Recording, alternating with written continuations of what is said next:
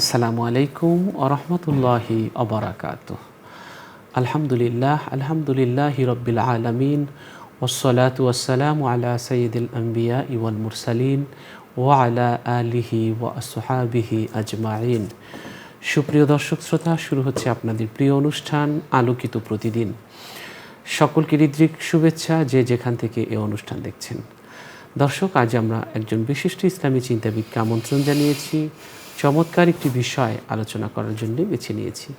আজ আমাদের সাথে আছেন ঢাকা বিশ্ববিদ্যালয়ের কেন্দ্রীয় মসজিদের সম্মানিত ইমাম, সিনিয়র ইমাম ও খতিব, বিশিষ্ট ইসলামী চিন্তাবিদ হাফেজ মাওলানা নাজির মাহমুদ। আসসালামু আলাইকুম রহমতুল্লাহি ওয়াবারাকাতুহু। ওয়ালাইকুম আসসালাম রহমতুল্লাহি ওয়াবারাকাতুহু। মোহতারাম, কেমন আছেন? আলহামদুলিল্লাহ, আপনি কেমন আছেন? আলহামদুলিল্লাহ, ভালো আছি।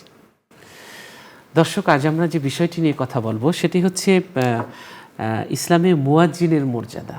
চমৎকার একটি বিষয়, যারা মানুষকে কাতারে সাজায়, যারা মানুষকে আল্লাহর ডাকে সাড়া দেওয়ার জন্য আহ্বান করে।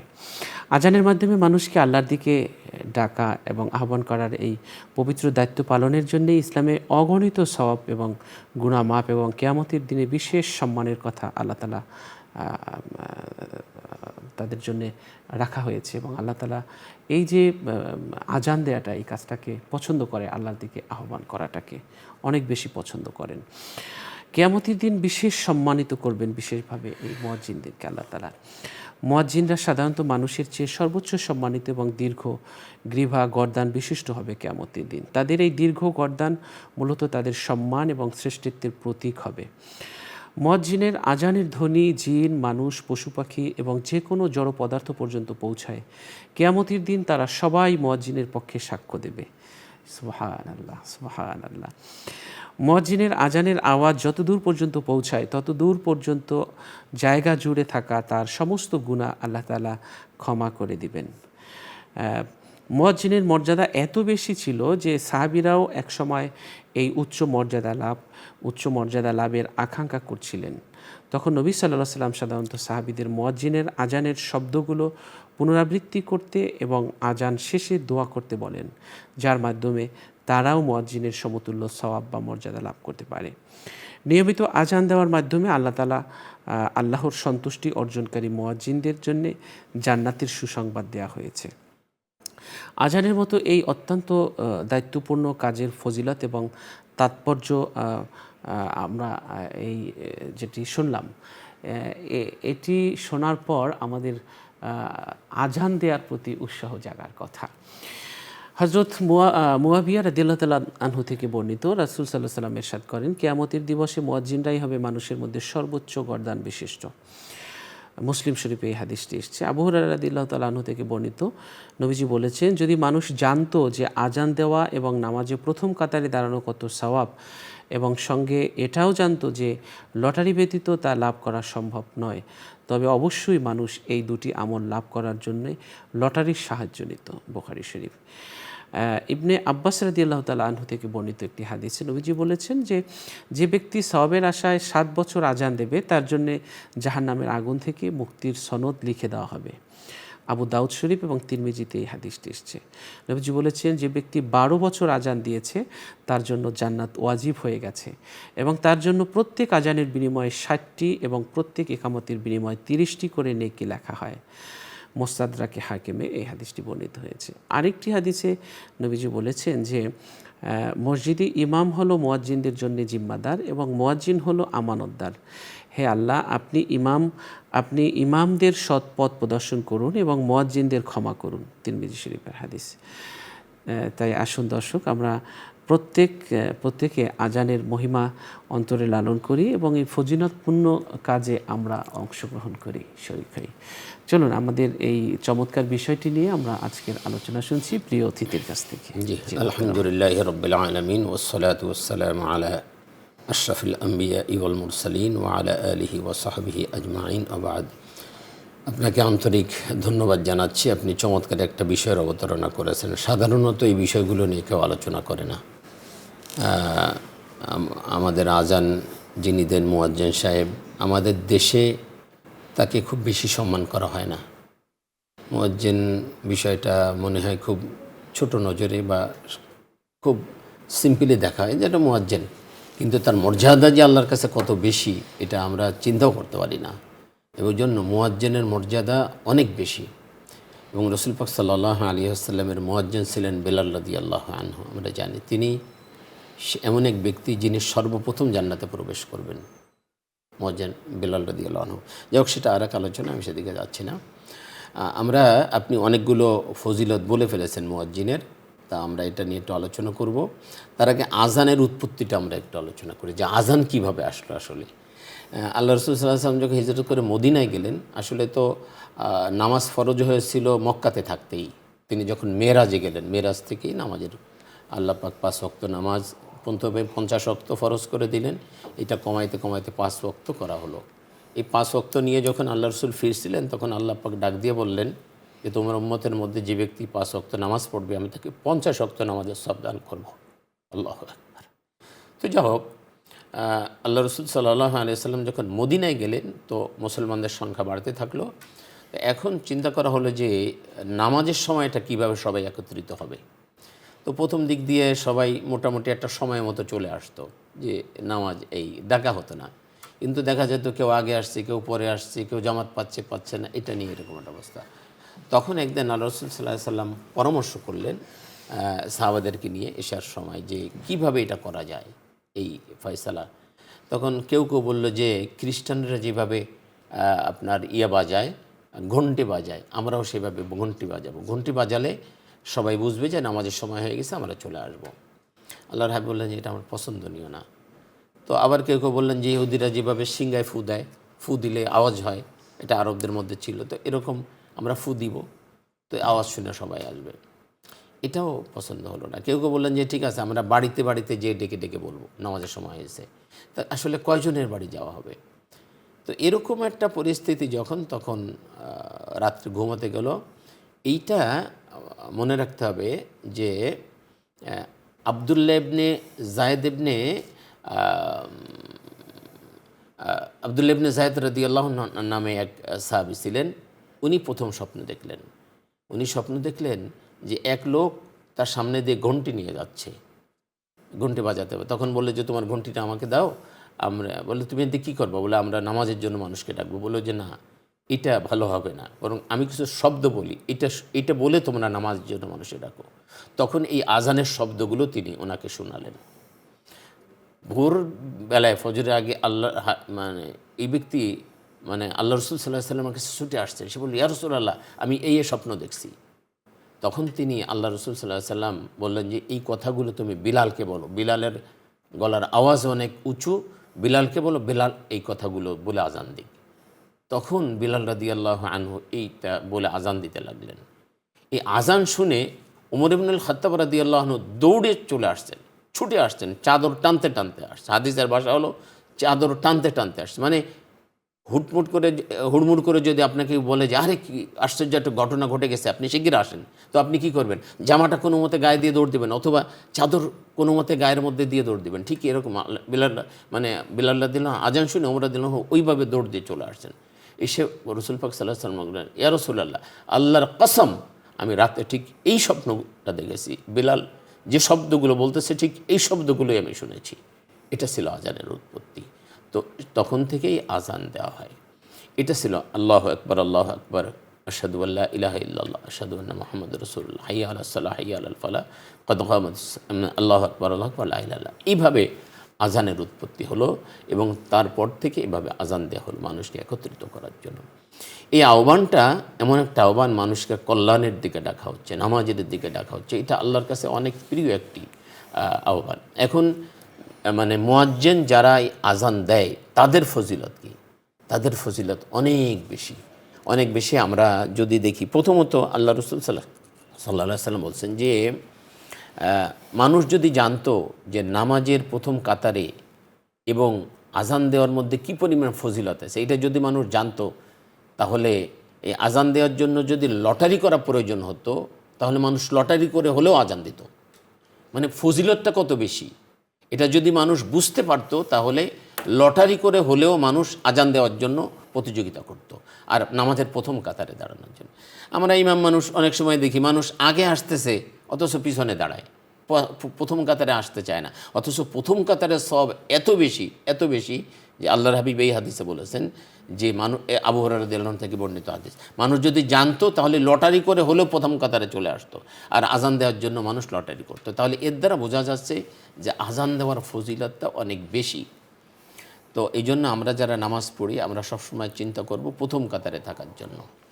আপনি একটা জিনিস খেয়াল করবেন, প্রথম কাতারের একদম কোনায় দাঁড়ানো আর দ্বিতীয় কাতারের মাঝখানে দাঁড়ানো, ওই প্রথম কাতারের কোনায় দাঁড়ানো ওনার মর্যাদা কিন্তু বেশি। ফার্স্ট ক্লাস একদম লাস্ট যে হয় সে বেশি মর্যাদাবান নাকি যে সেকেন্ড ক্লাস ফার্স্ট হয় সে মর্যাদাবান? নিশ্চয়ই যে ফার্স্ট ক্লাস লাস্ট হয় সে মর্যাদাবান। এই জন্য ওইটা হলো ফার্স্ট ক্লাস, মানে একদম ভিআইপি ক্লাস, একদম প্রথম কাতারে। এই জন্য আমরা সবসময় চেষ্টা করব প্রথম কাতারে দাঁড়ানোর জন্য। 2 নম্বর হলো আল্লাহ রসুল সাল্লাল্লাহু আলাইহি ওয়াসাল্লাম বলছেন, এইটা মুআবিয়া রাদিয়াল্লাহু আনহু থেকে বর্ণিত হাদিসটা আপনি বলছেন মুসলিম শরীফের হাদিস, সহিহ মুসলিম উল্লেখ করা হয়েছে 387 নম্বর হাদিস সহিহ মুসলিমে। তিনি বলছেন যে আমি আল্লাহ রসুল সাল্লাল্লাহু আলাইহি ওয়াসাল্লামকে বলতে শুনেছি যে কিয়ামতের ময়দানে মুয়াজ্জিনের গলা লম্বা হবে। গলা লম্বা হবে মানে কি জিরাফের মতো লম্বা হবে? আসলে না, গলা লম্বার 2টা অর্থ আছে। আল্লাহু আকবার, গলা লম্বার 2টা অর্থ আছে। আপনি দেখবেন, আপনি বাজারে গেছেন, বাজারে দেখলেন যে খুব বড় একটা মাছ আসছে, তো সবাই ওটা দেখার জন্য গলা এরকম লম্বা করে দেয়, মানে অনেকে দেখতেছে আরও একজন আসছে সে এরকম গলা লম্বা করে দেখতে চায়। এটা বিষয়। তো কিয়ামতের ময়দানে আল্লাহ রাব্বুল আলামিনের কাছ থেকে সবচেয়ে বেশি রহমত প্রাপ্ত হবে মুয়াজ্জিনরা, তখন তারা ওই রহমত পাওয়ার জন্য গলা লম্বা করে দিবে। এই উদ্দেশ্যে এটা বলা হয়েছে যে কিয়ামতের ময়দানে মুয়াজ্জিনের গলা সবচেয়ে বেশি লম্বা হবে। কোটি কোটি মানুষের মধ্যে এরাই সবচেয়ে আল্লাহর রহমত প্রাপ্তর ব্যাপারে তারা বেশি অগ্রাধিকার পাবে, এই জন্য তাদের গলাটা লম্বা হবে।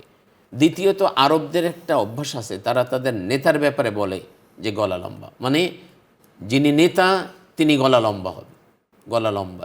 এইটা তাদের একটা ফ্রেজ, একটা বক্তব্য যে তার গলা লম্বা, তার মানে তিনি আমাদের নেতা। তার মানে মুয়াজ্জিনরা কিয়ামতের ময়দানে নেতৃস্থানীয় জায়গা দখল করবেন, এই জন্য তাদেরকে বলা হয়েছে তাদের গলা লম্বা হবে। সুতরাং এই হাদিসটা তলহা ইবনে ইয়াহইয়া রাদিয়াল্লাহু আনহু থেকে বর্ণিত, যেটা আপনিও বলেছেন।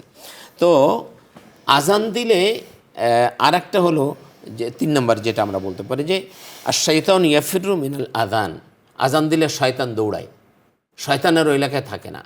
যতদূর আজানের আওয়াজ যাবে এতদূর পর্যন্ত কিন্তু শয়তান আর থাকে না, শয়তান দৌড়ে পালায়। এই জন্য দেখবেন অনেক সময় আজান দিলে কুকুর সাথে সাথে গেউ গেউ করে। কারণ কি জানেন? কুকুর এটা বুঝতে পারে যে শয়তান দৌড়াচ্ছে, কুকুর দেখতে পারে, মানুষ এটা দেখতে পারে না, কুকুর এটা দেখতে পারে যে শয়তান দৌড়াচ্ছে, এই জন্য কুকুর ঘেউ ঘেউ করে, এটা হাদিসে আসছে। সুতরাং এই যে শয়তান যে পালায়, তো এমন একটা আমল আছে যে আমলের মাধ্যমে শয়তানকে দৌড়ানো যায়, শয়তানকে দৌড়ের উপরে রাখা যায়, সেই আমলটা হলো আজান দেওয়া। আর এটা মুয়াজ্জিন সাহেবরা করে। শয়তান কেন দৌড়ায়? এটা আর একটা হাদিস হলো যে আজানের আওয়াজ যত দূর যাবে এত দূরের মধ্যে জিন ইনসান যত সৃষ্টি জগতের যা কিছু আছে, সেটা আপনার জীবিত হোক অথবা মৃত হোক, যা কিছু আছে এই সব কিছু কিয়ামতের ময়দানে মুয়াজ্জিনের পক্ষে সাক্ষী দিবে। শয়তানের সাক্ষী হতে চায় না, শয়তান চায় না যে আমি মুয়াজ্জিনের পক্ষে সাক্ষী দেবো যে সে আজান দিত। শয়তান তো ভালো কাজের মধ্যে নেই, এই জন্য মানে শয়তান দৌড়ায় পালায় এখান থেকে, সে সাক্ষী হতে চায় না। 2 নম্বর হলো আজান দেওয়া হয় কিসের জন্য? নামাজের জন্য। আর নামাজের সেজদা আছে, আর সেজদা শয়তান সেজদা পছন্দ করে না।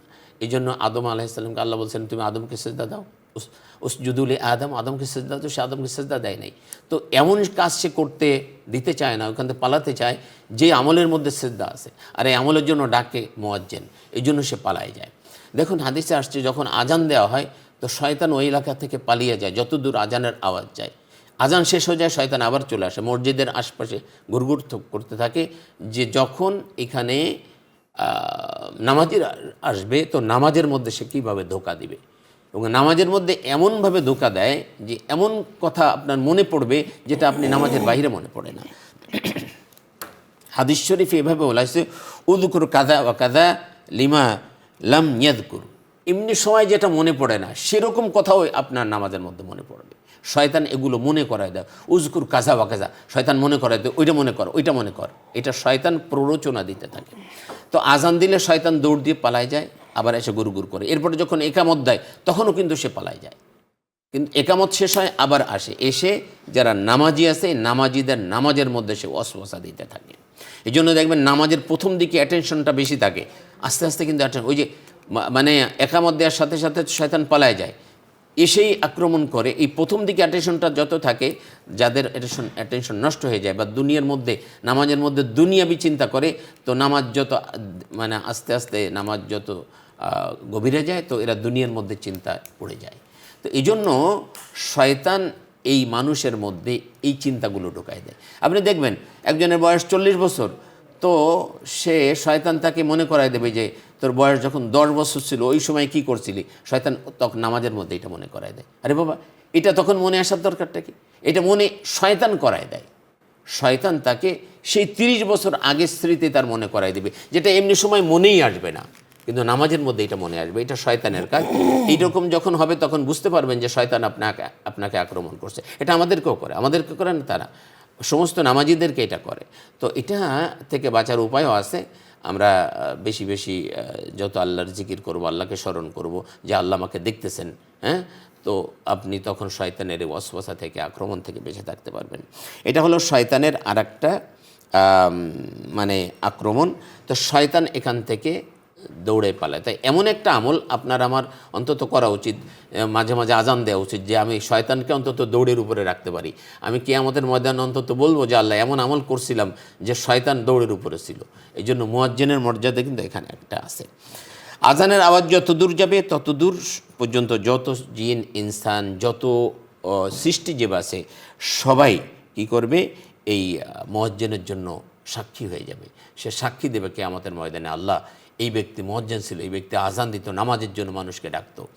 হযরত আবু সাঈদ খুদরি রাদিয়াল্লাহু আনহু এক ব্যক্তিকে বললেন যে তুমি তো বকরি চড়াতে পছন্দ করো, মাঠে ঘাটে থাকো, এটা বলে হ্যাঁ, এটা আমি খুব পছন্দ করি, এ রাখালের কাজটা আমি খুব পছন্দ করি। তখন আবু সাঈদ খুদরি রাদিয়াল্লাহু বললেন যে তুমি তাহলে যেখানেই থাকো জোরে আজান দিয়ে তারপরে নামাজ পড়বা, জোরে আজান দেবা।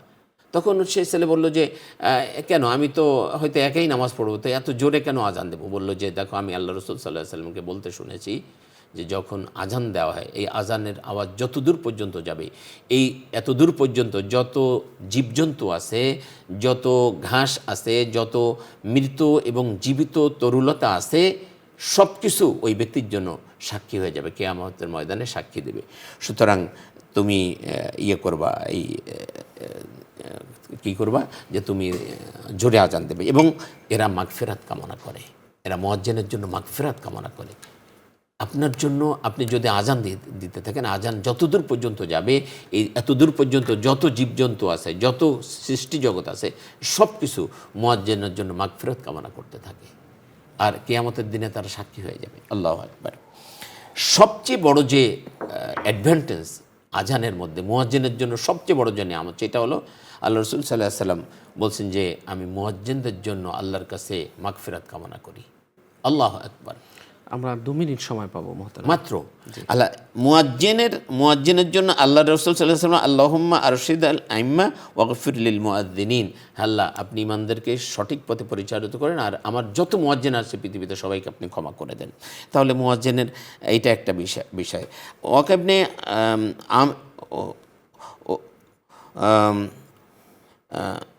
কোনো ব্যক্তি যখন আজান দিবে, আল্লাহ রসুল সাল্লাল্লাহু আলাইহি ওয়াসাল্লাম বলছেন যে ইবনে ওমর, আব্দুল্লাহ ইবনে ওমর রাদিয়াল্লাহু আনহু থেকে বর্ণিত, যে ব্যক্তি আজান দিবে, তো 12 বছর যদি কেউ আজান দেয়, তার জন্য জান্নাত ওয়াজিব হয়ে যাবে। আল্লাহু আকবার। জান্নাত তার জন্য অবধারিত হয়ে যাবে। আরেকটা সর্বশেষ আমি যেটা বলতে চাই, সময় যেহেতু বেশি নেই, রসুল পাক সাল্লাল্লাহু আলাইহি ওয়াসাল্লাম বলছেন যে ব্যক্তি মুয়াজ্জিন আজান দিবে, আজান শুনে যত মানুষ নামাজ পড়তে আসবে, এই সমস্ত মানুষ নামাজ পড়ে যত সওয়াব পাবে, একা মুয়াজ্জিনকে সেই সওয়াব দান করা হবে। আল্লাহু আকবার। কারণ তার আজান শুনে সবাই নামাজে আসছে। যদি আপনার আজান শুনে 5000 মানুষ নামাজ পড়তে আসে, এই 5000 মানুষ নামাজ পড়ে যত সওয়াব পাবে, সমপরিমাণ সওয়াব ওই এক মুয়াজ্জিনের আমলনামায় দান করা হবে। এটা শোনার পরে সাহাবারা বললেন, ইয়া রাসূলুল্লাহ, তাহলে আমরা তো সবাই আজান দিতে পারবো না, আমরা কি করে সওয়াব পেতে পারি? কারণ সাহাবীদের প্রতিযোগিতা ছিল সওয়াবের ব্যাপারে, কে কার চেয়ে বেশি সওয়াব অর্জন করতে পারে, তারা এই ব্যাপারে প্রতিযোগিতা করতেন। তো এখন সবার মনেই হয়ে গেল যে আল্লাহ, হায় রে, আমরা তো সবাই মুয়াজ্জিন হতেও পারবো না, সবাই আজানও দিতে পারবো না, আর মুয়াজ্জিনের মতো এত ফায়দাও আমরা অর্জন করতে পারবো না। আপনি একজন মুয়াজ্জিন আজান দেওয়ার পরে যদি 1000 মানুষ নামাজ পড়তে আসে, 500 মানুষ নামাজ পড়তে আসে, ওই মানুষগুলো নামাজ পড়ে যে পরিমাণ সওয়াব পাবে, একা মুয়াজ্জিনকে সেই পরিমাণ সওয়াব দান করা হবে। তখন সাহাবারা যখন এইটা ব্যক্ত করলেন, ইয়া রাসূলুল্লাহ, আমরা তো সবাই আজান দিতেও পারবো না, নামাজও এই সওয়াবের অধিকারী হতে পারবো না। তখন আল্লাহর হাবিব বললেন, তোমাদের জন্য একটা সুসংবাদ আছে। কী সুসংবাদ? বলে যে মুয়াজ্জিন যখন আজান দেয় তখন তোমরা আজানের জবাব দিবে। আজানের জবাব যদি দাও তাহলে মুয়াজ্জিনকে যেই পরিমাণ সওয়াব দেওয়া হবে তোমাদেরকেও সেই পরিমাণ সওয়াব দেওয়া হবে। সুবহানাল্লাহ। সুতরাং আজানের জবাব দেওয়াটাকে আমরা এত ছোটো মনে না করি। আমরা এটা আজানের জবাব দেওয়াটা, এই যে মুখে মুখে বলাটা, এটা যদি একটা সুন্নাহ বা মুস্তাহাব আমল, কিন্তু এর ফায়দা অনেক বেশি। মুয়াজ্জিন আজান দিলে যত মানুষ নামাজ পড়তে আসবে এই সমপরিমাণ এই সমস্ত মানুষ নামাজ পড়ে যেই পরিমাণ সওয়াব পাবে, মুয়াজ্জিনকে সেই পরিমাণ সওয়াব দান করা হবে। আর যে ব্যক্তি আজানের জবাব দেবে তাকেও ওই পরিমাণ সওয়াব দান করা হবে। সুতরাং আমরা যারা পারি আজান তো দিবই, চেষ্টা করবো আজান দেওয়ার জন্য। একান্ত যদি সেই সুযোগ নাও হয়, আমরা যেন খবরদার আজানের সময় কোনো কথা না বলি। আমরা আজানের সময় বেহুদা কথা বলতেছি, আজান হয়ে যাচ্ছে, আমরা খেয়াল করতেছি না। আজান হচ্ছে, চা খাচ্ছি, গল্প করতেছি, আজানের জবাব দিচ্ছি না। আরে ভাই, এটা তো অনেক ফায়দার একটি বিষয়। এই জন্য আজান সাথে সাথে আমরা যেন অফ হয়ে যাই, একদম চুপচাপ করে আজান শুনবো এবং আজানের জবাব দেব, তাহলে আপনি কিন্তু অনেক ফায়দার অধিকারী হবেন। আল্লাহ পাক আমাদেরকে ফায়দা অর্জন করার তৌফিক দান করুন। আমিন আমিন। দর্শক মোহতারাম, চমৎকার আলোচনা করেছেন। সূরা হামিম সেজদায় আল্লাহ তাআলা বলেছেন যে আর যে আল্লাহর দিকে ডাকে এবং সৎকর্ম করে এবং বলে আমি তো একজন মুসলমান, তার চেয়ে উত্তম কথা আর কার হতে পারে। মুয়াজ্জিনের আজানের মাধ্যমে প্রতিদিন 5 ওয়াক্ত সালাতের দিকে আহ্বান করে মুয়াজ্জিন, যা এই আয়াতের মূল উদ্দেশ্যের অন্তর্ভুক্ত। এরপর আমরা জানি যে সূরা মায়েদার 58 নং আয়াতে আল্লাহ বলেছেন যে কাফের বা অবিশ্বাসীরা আজান নিয়ে ঠাট্টা বিদ্রুপ করত, যার প্রতিবাদ করে আল্লাহ তাআলা কোরআনুল কারিমে বলেন, আর যখন তোমরা নামাজের জন্য আহ্বান করো, আজান দাও, তখন তারা একে উপহাস এবং খেলা বলে মনে করে, কারণ তারা নির্বোধ। তো মুয়াজ্জিনের যে ফজিলত, সে ফজিলতের কথা আমরা শুনেছি এবং আমরা চেষ্টা করব যে আজান দিয়ে আমরাও এই ফজিলত যেন অর্জন করতে পারি। আল্লাহ তাআলা আমাদের সকলকে মুয়াজ্জিনের মর্যাদা অর্জন করার তৌফিক দান করুন। দর্শক, আমরা অনুষ্ঠানের এই পর্যায়ে একটি মোনাজাত করব। আপনারাও চাইলে আমাদের সাথে মোনাজাতে শরীক হতে পারবেন। اللهم صل على سيدنا ونبينا وشفينا وحبيبنا ومولانا محمد صلى الله عليه وعلى آله وأصحابه وبارك وسلم. اللهم آمين. ربنا ظلمنا أنفسنا وإن لم تغفر لنا وترحمنا لنكونن من الخاسرين. الحمد لله رب العالمين الرحمن الرحيم مالك يوم الدين إياك نعبد وإياك نستعين اهدنا الصراط المستقيم صراط الذين أنعمت عليهم غير المغضوب عليهم ولا الضالين. رب العالمين সূরা ফাতিহায় তুমি যে রব্বুল আলামিন মোনাজাত আমাদের শিখিয়েছো, আল্লাহ, সেটাই আমরা আজ তোমার কাছে করলাম। সমস্ত প্রশংসা আপনার জন্যে। বিচার দিনের মালিক আপনি, সব কিছু আপনার হাতে, সব আপনার দৃষ্টির সীমায় পরিব্যাপ্ত করে রেখেছেন। আপনি বিচার দিনের মালিক, ভালো মন্দের মালিক, আকাশ জমিনের মালিক, জীবনের মালিক, মৃত্যু দানকারী আপনি। আপনার কাছে সব আশা নিয়ে এসেছি গোসাই, আপনার দুয়ার থেকে যেন নিরাশ হয়ে নাহি যায়। আল্লাহ তাআলা, যে অপরাধের জন্য আমরা মানুষের বিচার করি, যে অপরাধ করলে মানুষকে শাস্তি প্রয়োগ করি, সেই অপরাধ করে তো আমরা নিজেরাই বসে আছি। রব্বুল আলামিন, অপরাধ করলে বাবা যদি অপরাধ বুঝতে পারে, পালিয়ে পালিয়ে থাকি, মায়ের সামনে বাবার সামনে যাই না, কিভাবে দাঁড়াবো, লজ্জা পাই। রব্বুল আলামিন, আপনার কাছে কিভাবে আপনার সামনে দাঁড়াবো, আপনি তো সব খবর জানেন। রব্বুল আলামিন, অনুতপ্তের চেয়ে পাপের বোঝা অনেক ভারী। আল্লাহ তাআলা প্রতিনিয়ত চাবুক ততটা আঘাত করে না, অনুতপ্ত যতটা আঘাত করে আমাদের। আল্লাহ আল্লাহ। প্রতিনিয়ত মনে হয় এই গুনাহ যদি তুমি ধুয়ে মুছে পরিষ্কার না করো, তোমার সামনে কেমন করে দাঁড়াবো গো আল্লাহ। রব্বুল আলামিন, অনেক অপরাধ করেছি, অন্যায় করেছি। সন্তান জানলে, প্রতিবেশী জানলে, আত্মীয় স্বজন জানলে সমাজ থেকে বের করে দিত, লজ্জা পেত আমার সাথে সম্পর্ক রাখতে, আমাদের সাথে। আল্লাহ তাআলা, সেই অপরাধী আমরা অপরাধী, পাপী, গুনাহগার, সিয়াকারী, খাতাকারী, দুর্বল, অসহায়। আপনার শাহী দরবারে হাত পেতেছি, আপনার দরজায় দাঁড়িয়েছি। আমাদের দিকে আপনি একটু রহমতের দৃষ্টি ফেরান। আমিন আমিন। আল্লাহ তাআলা, কত মানুষকে আপনি ক্ষমা করে দিয়েছেন, কত মানুষকে আপনি রব্বুল আলামিন ক্ষমার তালিকায় নাম টুকে নিয়েছেন। আল্লাহ তাআলা, আমাদের নামটাও আপনি ক্ষমার তালিকায় আপনি টুকে নিন। আমিন আল্লাহ তাআলা, আপনি আমাদেরকে কবুল আর মঞ্জুর করে নিন। আমিন আল্লাহ তাআলা, জিন্দিগির সমস্ত গুনাহ খাতা মাফ করে দিন। আমিন আল্লাহ তাআলা, সব অভাব দূর করে দিন। আমিন বিপদ বালা মুসিবত থেকে আমাদেরকে হেফাজত করুন। আমিন আল্লাহ তাআলা, সকল বাধা প্রতিবন্ধকতার চড়াই উতরাই পেরিয়ে আল্লাহ তাআলা আমাদের সাফল্যের চূড়ান্ত পর্যায়ে পৌঁছার তৌফিক দান করুন। আমিন অযোগ্যতা, অদক্ষতা আপনি দূর করে দিন। সকল সীমাবদ্ধতা আমাদের জীবন থেকে আপনি উঠায় নিন। আল্লাহ তাআলা, আপনি আমাদের প্রতি রাজি খুশি হয়ে যান। আমাদেরকে আল্লাহ রিজিকে বারাকা দান করুন, হায়াতে বারাকা দান করুন, কর্মে বারাকা দান করুন, জ্ঞানে বারাকা দান করুন। আমাদের বিনয়ী বানিয়ে দিন, মানুষের চোখে আমাদেরকে বড় করে দিন, নিজেদের চোখে আমাদেরকে ছোট করে দিন। আল্লাহ তাআলা, আমাদের নেক দিয়ে আমলনামা পরিপূর্ণ করে দিন। এই অনুষ্ঠানের পৃষ্ঠপোষক বসুন্ধরা গ্রুপের চেয়ারম্যান, আল্লাহ তাকে নেক হায়াতে তৈয়বা দান করুন, সুস্থ রাখুন, ভালো রাখুন, নিরাপদে রাখুন। ব্যবসা প্রতিষ্ঠানগুলোকে কবুল আর মঞ্জুর করুন। সুবহান রাব্বিকা রব্বিল ইজ্জাতি আম্মা ইয়াসিফুন ওয়া সালামুন আলাল মুরসালিন ওয়ালহামদুলিল্লাহি রাব্বিল আলামিন। আমিন। দর্শক, দীর্ঘ সময় আমাদের সাথে যারা থেকেছেন সকলকে অনেক অনেক ধন্যবাদ জানিয়ে আজ এখানেই বিদায় নিচ্ছি। আল্লাহ হাফেজ। আসসালামু আলাইকুম ওয়া রাহমাতুল্লাহি ওয়া বারাকাতুহু।